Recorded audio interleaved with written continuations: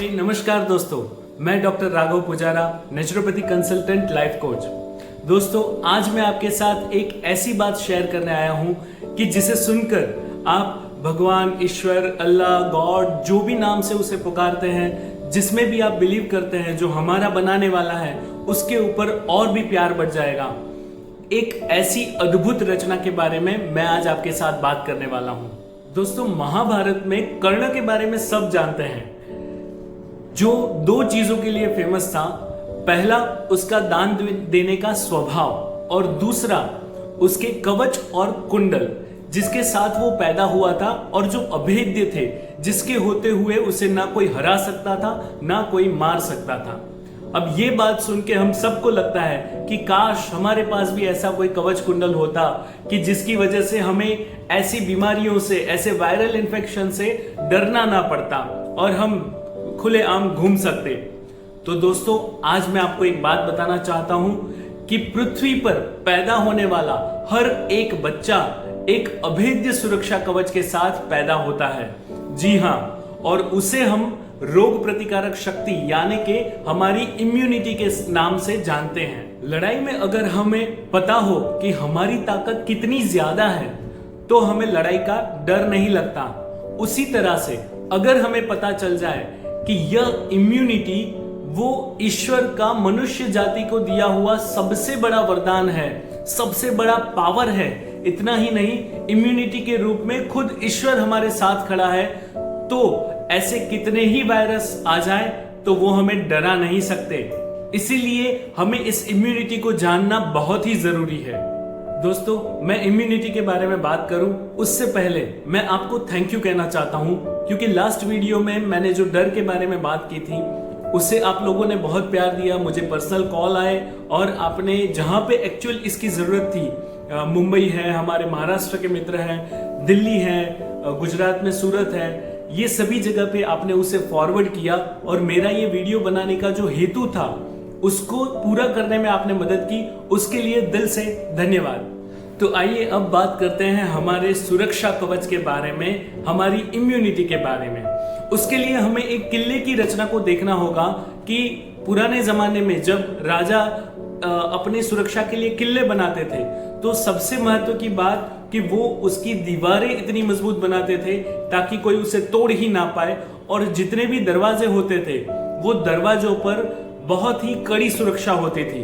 तो उसी तरह से हमारे इस बॉडी में, हमारे इस किले में जो सबसे इंपॉर्टेंट रोल है वो हमारी स्किन का है। जो हमारी स्किन है वो हमारी स्किन ही इतनी पावरफुल है कि इसको तोड़ के कोई भी वायरस अंदर जा ही नहीं सकता। और उसके अलावा जितने भी दरवाजे हैं, जैसे हमारे कान हो गए, हमारी आंख हो गई, नाक हो गया या मुंह हो गया, जहां से हम खाते हैं, वो सभी जगहों पे बहुत ही कड़ी सुरक्षा है। नाक, आंख, कान, ये सभी जगह पे हमें पता है कि कुछ म्यूकस होता है। वो म्यूकस से अंदर जाने वाला कोई भी पैथोजन हो या फिर डस्ट पार्टिकल हो, वो सॉर्ट आउट हो जाता है, वो अलग हो जाता है, वहीं पे चिपक जाता है।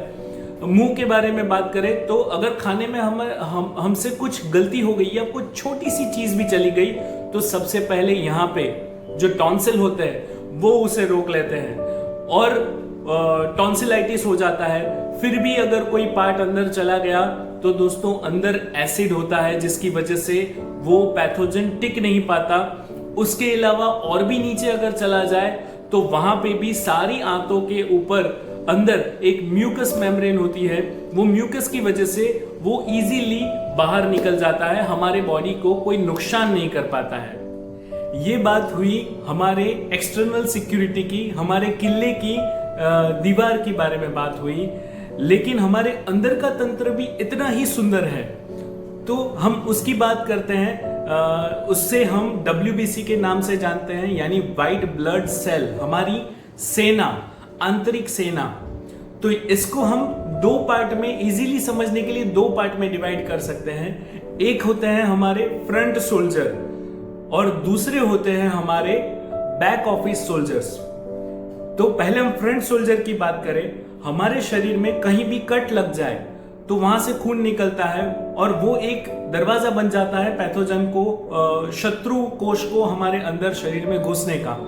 तो अगर कोई वायरस वहां से पास होता है तो हमारे पूरे शरीर में जो हमारे ये फ्रंट सोल्जर्स हैं वो बंकर बना के रहते हैं, जिससे मेडिकल टर्मिनोलॉजी में लिम्फ नोड्स कहते हैं। वो उनका ठिकाना होता है, वहां रहने की उनकी जगह होती है।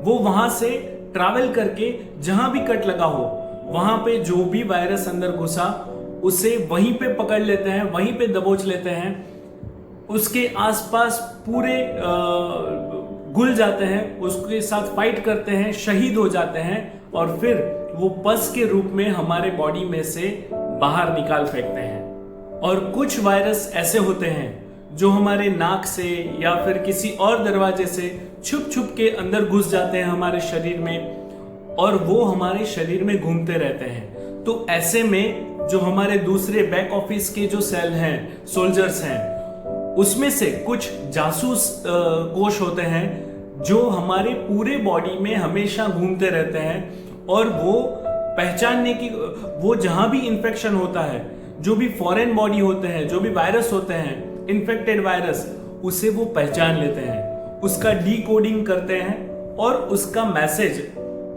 हमारे दूसरे सेल को भेजते हैं, जिसे हम बी सेल के नाम से जानते हैं। तो जो हमारे जासूस टी सेल है वो हमारे बी सेल को मैसेज देते हैं और वहां पे बैक ऑफिस में सारी प्रोसेस शुरू हो जाती है कि ये जो बाहर से वायरस आया है उसे हम कैसे मार सकते हैं, उसके लिए क्या एंटीबॉडीज बनाएं, यानी कि हथियार बनाएं। तो ऐसे कुछ हथियार बनाए जाते हैं और वो हथियारों से उस वायरस को मारा जाता है। तो चाहे कैसा भी वायरस आ जाए, हमारा बॉडी इतना सक्षम है कि वो सभी प्रकार के एंटीबॉडीज बना सकता है।